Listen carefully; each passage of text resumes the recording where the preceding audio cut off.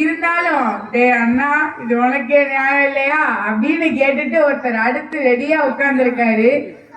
ஆளும் வளரணும் அறிவும் வளரணும் அதுதான்டா வளர்ச்சி அப்படின்னு ஒரு பாட்டு வரி சொல்லுவாங்க.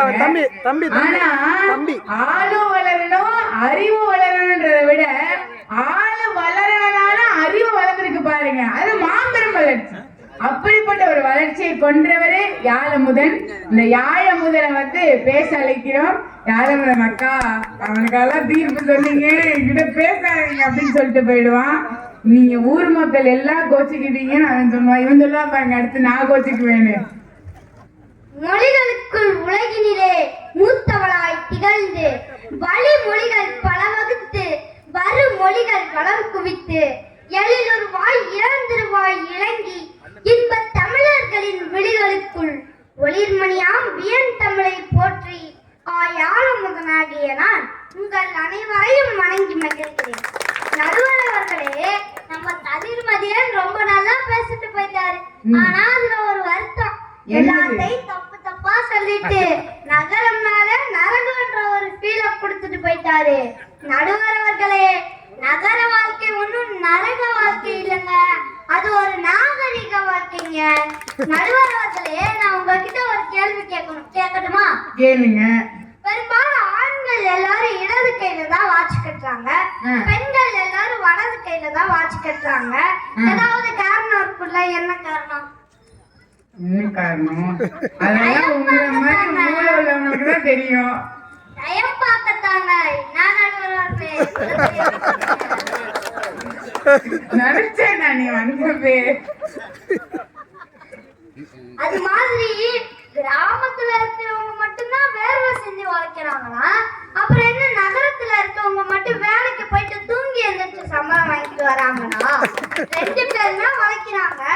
இன்னும் சொல்ல போனா நகரத்துலயாச்சும் வயல்ல நாட்டை விட்டு நட்டு புட்டு மழையே பெய்யலன்னு அந்த உச்சந்தியில இருக்கிற டீ கடையில உட்கார்ந்து ஊரு கதை பேசிக்கிட்டு புரணி கதை பேசிக்கிட்டு பொழுத கழிப்பாங்க. இதெல்லாம் ஒரு குழப்பாங்க. ஆனா காலையில எழுந்திருச்சு ஒரே பரபரப்பா இயங்கிக்கிட்டு இருக்கும். நகரவாசிகளின் வீட்டிற்கு தேவையானவற்றை எல்லாம் செய்துவிட்டு குளித்து கிளம்பி நகர நெருக்கடி மிகுந்த கூட்ட நெரிசலில் சிக்கி நஞ்சு பிஞ்சு ஒரு வழியா வேலை பார்க்கிற இடத்துக்கு வந்தா ஏன்னு அங்க இருக்கிற மேனேஜர் கிட்ட திட்டு வாங்கி மறுபடியும் வேலையை முடிச்சு அதே நெருக்கடி அதே நெரிசல்ல சிக்கி நஞ்சு பிஞ்சு ஒரு வழியா வீட்டுக்கு வந்ததுக்கு அப்புறம் வருமே ஒரு நிம்மதி, அதோட சுகமே தனிதாங்க. தான் குடும்பத்துக்காக தான் குடும்ப முன்னேற்றத்துக்காக தன்னோட உழைப்ப கொடுக்கறோமே நினைச்சு பார்க்கும் போதே வருதே ஒரு நிம்மதி. அது ஈடு இணையே இல்லைங்க. நல்லா கை தட்டுங்கப்பா. கை தட்டுங்க. பாருங்க தம்பி கோச்சுக்கிறாருங்க. கை தட்டுங்க. கேட்டுக்க வாங்குற மாதிரி இருக்கான். பொங்கல் தீபாவளினா எல்லாரும் கிளம்பி கிராமத்துக்கு வர்றாங்கன்னு சொல்றீங்களே, வர்றவங்க அங்கே தங்கி விட வேண்டியது தானே? அப்படி யாரும் அங்கே தங்குறது இல்லையே.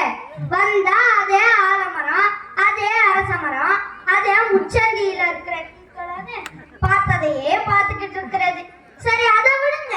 யாராவது வெளியூருக்கோ அல்லது நகரத்துக்கோ போயிட்டு வந்தா பட்டிக்காட்டா மிட்டாய் கடையை பார்த்த மாதிரி அவங்களையே பார்க்கறது.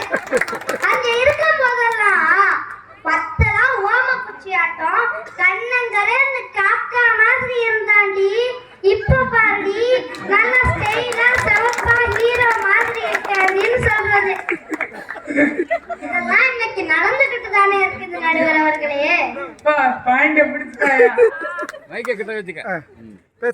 யாராவது புதுசா நகரத்துல இருந்து வந்திருந்தா அவங்களோட நடை உடை பாவனை பேச்சு என அத்தனையும் பார்த்து மயங்கி நாமளும் நகர வாழ்க்கையை வாழ்ந்தா எப்படி இருக்கும்னு கனவு காண ஆரம்பிச்சிருவாங்களே இந்த கிராம மக்கள். நாமளும் அந்த மாதிரியான வாழ்க்கையை வாழணும்னு ஆசைப்படுறாங்கன்னு தான் நடுவர் அவர்களே. ஆமா, நீ கேட்டு எப்படி இல்லைன்னு சொல்ல முடியும்?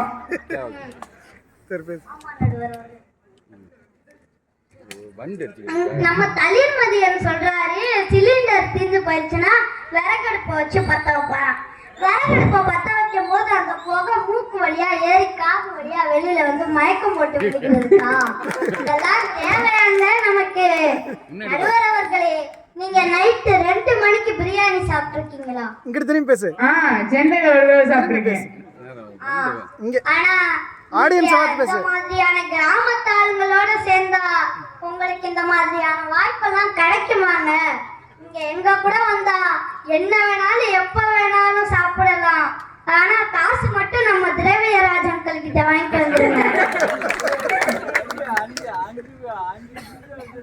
பேசு, நீ பேசு, நீ பேசு. ஸ்டேஜ் இங்கிட்ட ஆடியன்ஸை பார்த்து பேசு. யாருக்கு நம்ம பக்கம் தீர்ப்பு வந்து முடிவு பண்ணிட்டாரு போலயே. தூங்கா நகரம்னு சொன்னா அது மதுரை மட்டும் இல்லங்க.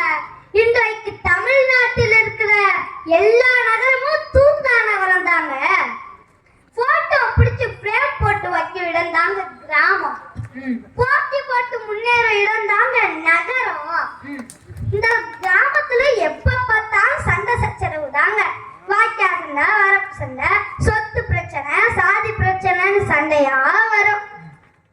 இதைத்தான் ஒரு கவிஞன் சுருக்கமாக சொன்னான்: சாதிக்காக வாழ்பவர்கள் கிராமவாசிகள், சாதிக்க வாழ்பவர்கள் நகரவாசிகள் என்று.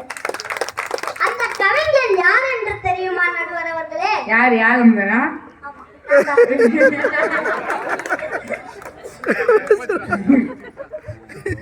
ஆண்டாங்க. நடுவர் அவர்களே, நீங்க குப்பரப்படுத்தாலும் இங்க இருக்கிற சண்டையை அப்புறப்படுத்த முடியாது நடுவர் அவர்களே. இங்கிட்டு பார்த்து பேசுவா. ஆகவே மக்கள் அதிகம் விரும்புவது நகர வாழ்க்கையை தான் என்று கூறி விடைபெறுகிறேன். நன்றி, வணக்கம். அண்ணனுக்கு எந்த காலத்திலயும் தம்பி செலச்சவன் இல்லை. நீ 8 அடியா, நான் 16 அடி பாய்வேன் அப்படின்னு இந்த சின்ன வயசுல இவ்வளவு அதிகமா பாயிண்ட் எல்லாம் பொடிச்சு பேசியிருக்காரு யாழமுதன். யாழமுதன் அவர் குறிப்பிட்டு சொல்ல போனோம்னா, அவர் வந்து யார் ஃபோர்ஸ் பண்ணி இங்க வந்து பேசல, அவரா நான் வந்து பேசுவேன், அந்த ஒரு முயற்சி வேணுங்க. அப்படிப்பட்ட ஒரு அருமையான பேச்சாளர் யாழமுதன். அவர் பேசுறதுல இப்ப நகரத்துக்கு தீர்ப்பு சொல்லலாம்னு எனக்கு தோணுது. இருந்தாலும் இந்த பக்கமும் கேட்கணும்ல, இங்க வருன்னு முறைக்கிறாங்க. சரி, அடுத்து வந்து இந்த சைடு பேசுறதுக்காண்டி கிராம